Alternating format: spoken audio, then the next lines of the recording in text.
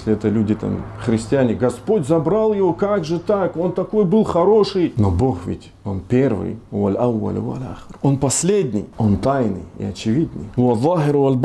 Он живой, он самодостаточный. Кайюм, он тот, кто ни в ком, ни в чем не нуждается. И все вокруг нуждается исключительно в нем. Он вершит и предопределяет то, что желает. По знанию и мудрости своей. Не сколько, наверное, от боли в груди, сколько же от укола сатаны, да, как это подчеркнул пророк ﷺ, что каждого ребенка укалывает сатана в два бока, когда он рождается, за исключением Иисуса, мир ему, и Марии. Когда мы говорим терпение, смирение и так далее, то мы ни в коем случае не имеем в виду быть терпилой там, и так далее. Там. Это важный момент тоже, на который я обращаю внимание.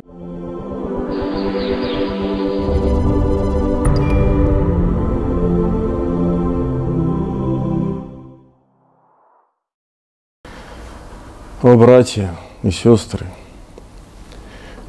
будьте такими, как это велел Аллах Субхану ва Тааля в своей книге.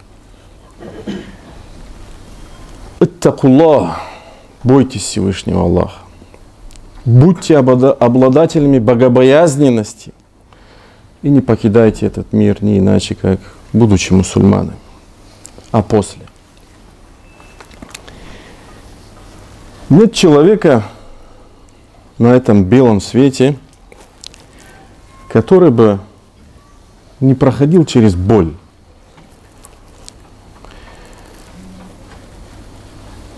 Каждый из нас, каждого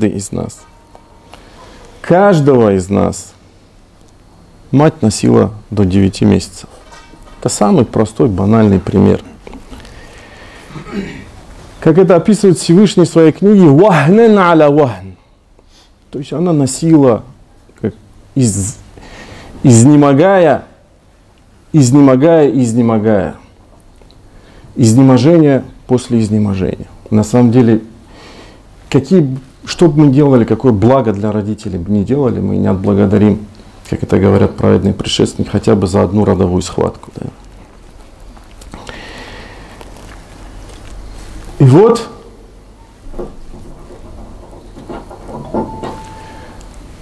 она мучается, испытывает боль, изнеможение. И мы, каждый из нас, рождаемся, проходим через родовые пути. И вот наши легкие раскрываются от первого глотка воздуха. Не сколько, наверное, от боли в груди, сколько же от укола сатаны, да, как это подчеркнул пророк ﷺ, что каждого ребенка укалывает сатана в два бока, когда он рождается, за исключением Иисуса, мир ему, и Марии. То есть это их не коснулось. Я про то, что про боль. Но, несмотря на всю эту боль, на все эти муки, лишь услышав этот крик, по сути, от боли, мать радуется, плачет и радуется. Отец, услышав об этом, услышав это, радуется.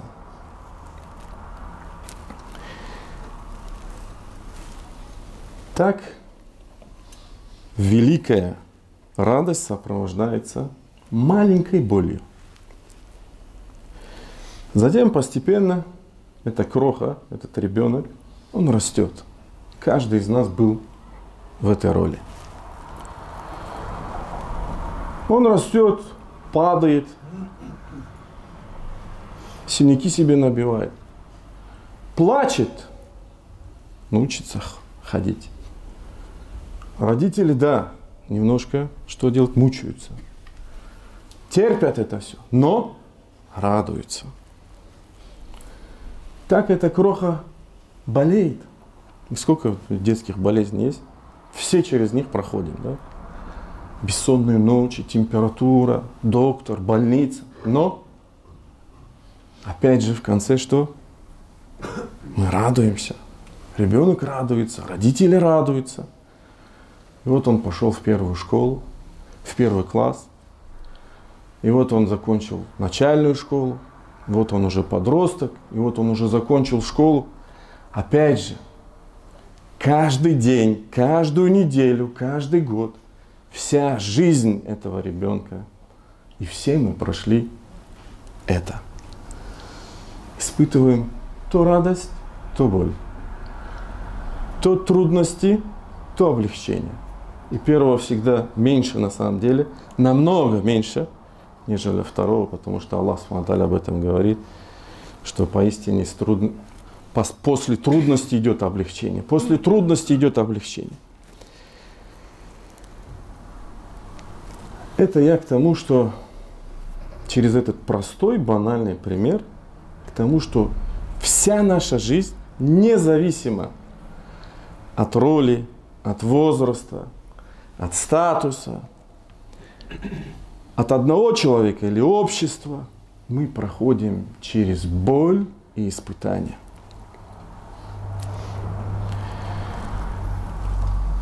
И зачастую происходит так, что человек, чаще, конечно, на индивидуальном уровне, он не может принять эту боль. Ему сложно принять эту боль. Почему? Потому что он сотворенный из глины, сотворенный, будучи нетерпеливым, торопливым, как это говорит Аллах Субхану ва Тааля в своей книге. Человек создан нетерпеливым. Зачастую спешит из-за своего ограниченного знания, в чем есть для него благо, в чем есть для него зло. И настырно просит, добивается того, чего жаждет. Именно жаждет. Акцент на этом.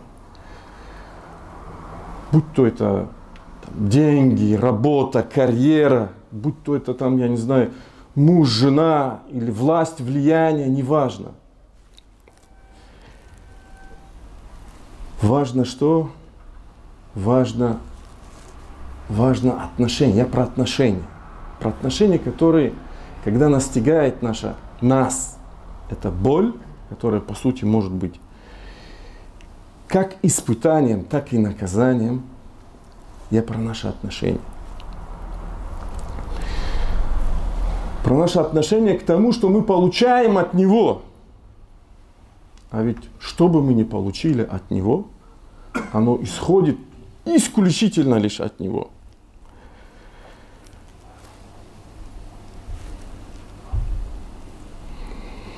Как это подчеркнул сам Аллах Субхану ва Тааля в своей книге. Ма асаба мин мусибатин илля биизнилля. И какая-либо беда, если человека настигает, какая бы беда ни настигла человека, то это настигает его исключительно с соизволения Аллаха.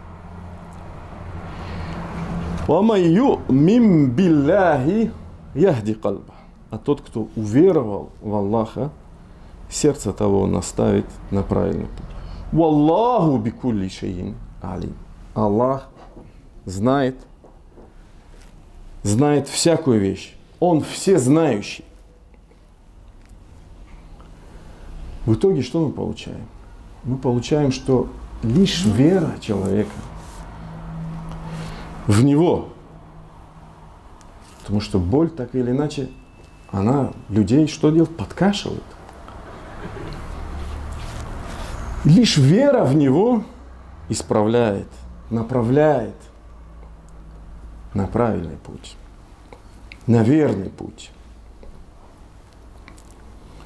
Но, как я подчеркнул, зачастую слабые люди в своей вере, а точнее неискренние в своей вере, срываются в момент тяжелого испытания и говорят, это часто можно слышать, как же так, Аллах забрал его, или там, если это люди там христиане, Господь забрал его, как же так, он такой был хороший, как же так, там дети умирают, то есть причитая. именно причитая судьбой. За что, почему и так далее. Но Бог ведь, Он первый, Он последний. Аллах первый и последний. Он тайный и очевидный. Он живой. Хай. Он самодостаточный. Кайюм. Он тот, кто ни в ком, ни в чем не нуждается. И все вокруг нуждается исключительно в нем. Он вершит и предопределяет то, что желает, по знанию и мудрости своей. И если это зло, то лишь по причине того, что содеяли руки людей, которым предоставлено право выбора. То есть примечательна причина ниспослания этого аята, который я сейчас процитировал. Неверующие сказали: «Лау кана ма алейхи аль-муслимун хаккан ласанахум Аллах». Тоже зачастую можно слышать в современное время. Если бы мусульмане следовали истине, то есть в те времена при пророке саллаллаху, неверующие сказали, то Аллах бы их защитил от всех бед в этом мире. Но Аллах разъяснил, что любая беда, которая постигает, будь это души, имущества, слов, поступков и так далее, то есть все это так или иначе по предопределению Аллаха. Теперь я остановлюсь на тонкостях этого аята, на тафсире, маленький. Обратите внимание, как Аллах субхану ва тааля обобщает. Ма асаба, итлак, обобщение. Что бы ни постигло, мим мусиба, итлак, формулировка, которая указывает на обобщение. Любая беда, мим мусиба, в неопределенной форме. И потом Аллах субхану ва тааля это все ограничивает биадатиль истисна, исключением илля биизнилля, лишь соизволение Аллаха. То есть он сначала обобщил, а потом сузил, сказал, это исключительно, что бы это ни было, только с моего разрешения, с моего соизволения это происходит. И дальше на это обращают внимание толкователи. Главное сначала это предложение, а потом это предложение. То есть как они связаны. Омайю мин. Условное предложение, так называемое в арабском языке, которое начинается с условия. Маджзум. Маджзум – категоричность. То есть форма, указывающая на категоричность. Тот, кто уверует, не просто уверует, действительно уверует, по-настоящему уверует, искренне уверует. И потом идет джавабу шорт. То есть вторая часть условного предложения. Тот, кто действительно уверует в Аллах, того Аллах действительно направит. Не просто его направит, тоже отдельный момент. Ученые это тоже подчеркивают. Аллах не сказал «яхди», Он наставит его. Сказал «яхди кальба». Он наставит его сердце. Почему сердце? Почему не человека, а сердце? Потому что сердце принимает на самом деле решение. Да, Аллах говорит: «Инна сам'a валь басара валь фуада». Поистине слух, зрение и сердце. «Кулля уляика кяна анху мас'уля». Не следуй тому, чего ты не знаешь, воистину слух, зрение и сердце, все они будут призваны к ответу. И сердце упоминается последним.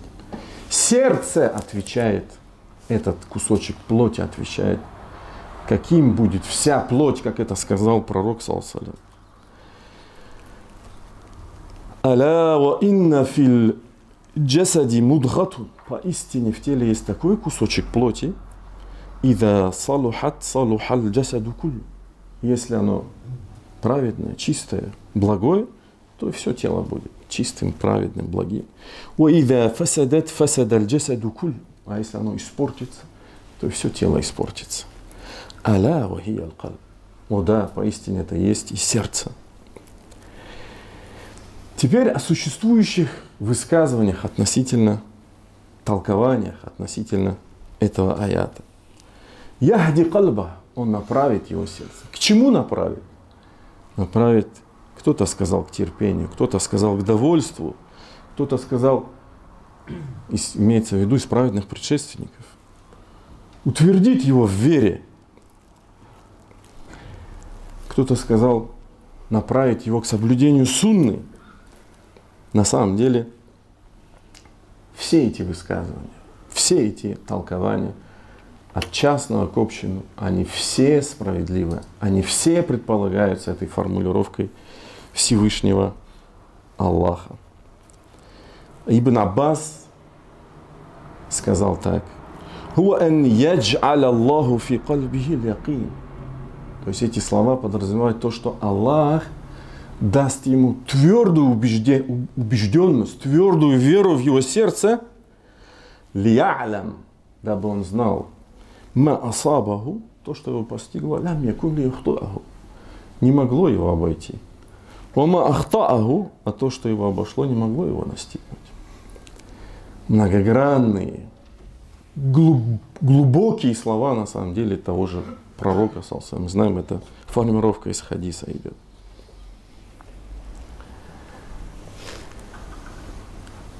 Поистине, в день джума, братья мои дорогие, есть такой момент, когда Аллах Субхану Тааля принимает наши мольбы. Я надеюсь, что мы застанем этот момент. Фастагфируллах ли ва лакум. Поистине вся хвала принадлежит лишь одному Аллаху. Лишь Его мы восславляем, лишь Его молим о помощи, прощении. Лишь на Него мы надеемся и уповаем. И я свидетельствую, что нет божества, кроме одного, единственного Аллаха. И я свидетельствую, что Мухаммад Его раб и посланник. А после. Итак, дорогие братья и сестры, через приятие кана, так называемое, кана, через приятие, на самом деле в котором низшая степень, минимальная степень — это терпение и довольство, терпение, сабр, а максимальная степень, высшая степень — это довольство, рида и любовь, хуб, да, любовь к тому, что предопределил Аллах. Мы продолжаем свой путь к Нему. К Нему. И важно не торопить события. Важно не проявлять недовольствие. Обратите внимание, какое дуа делал Умар ибн Абдул-Азиз. Радияллаху анху. Он говорил так: Аллахумма раддини бикадаик. О Аллах, даруй мне довольство своим предопределением. Вабарик ли фи кадарика хатта. И даруй мне благодать в том, что ты предопределил мне, хатта ла ухибба та'джила ма ахарт. Чтобы не было мне по душе, чтобы мне не было любо ускорить то, что ты отсрочил. Валя та'хира ма аджальт. И не было мне любо по душе, чтобы было отсрочено то, что ты ускорил. Очень тонкие слова. И также Умар ибн Абдул-Азиз говорил: «Ма бариха би хада дуа, хатта лакад асбахту ва ма ли фи шейин мин аль-умури хаван илля фи мауди' аль-када». Я непрестанно делал этот дуа до тех пор, пока все, что у меня есть в этой жизни, что бы это ни было, оно стало проявлением любви, которая совпадала или являлась моей судьбой. То есть он хочет сказать, что бы его ни постигло, конечно же, и радость, и, конечно же, в первую очередь в данном контексте имеется в виду боль и страдания. Он это стал любить. Странно звучит, да?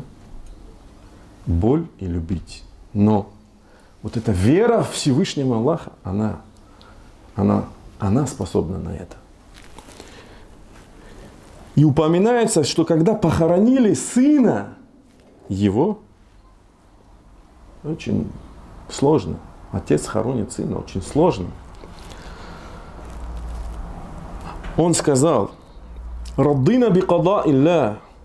Мы довольствуемся предопределением Аллаха. «Вассалямна ли амрихи». И мы покорились Его воле. «Вальхамду лилляхи раббил аламин». И хвала Аллаху, Господу миров. А когда начали высказывать соболезнования по поводу смерти его сына, он сказал: «Ва'ана а'уду билляхи ан якуна ли махабба». Я ищу защиту Аллаха, чтобы у меня была любовь фи шай'ин миналь умур, к чему-либо, тухалифу махаббат Аллах, которая противоречила любви Аллаха. Фа инна залика ла яслуху ли фи балаихи инди ва ихсанихи илей. Потому что это негоже по отношению, то есть негоже для меня по отношению к тому добру, которое он сделал. Глубокие слова. Аллах дал, Аллах забрал, он имеет в виду. Если он забрал, то это он решил. А я должен полюбить его решение.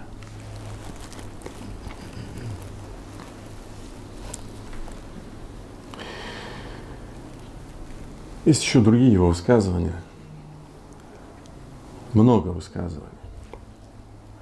Когда мы говорим терпение, смирение и так далее, то мы ни в коем случае не имеем в виду, то есть быть терпилой там, и так далее. Там. Это важный момент тоже, на который я обращаю внимание. Мы имеем в виду вот это отношение наше. Человек-Бог. Вертикальное, не горизонтальное.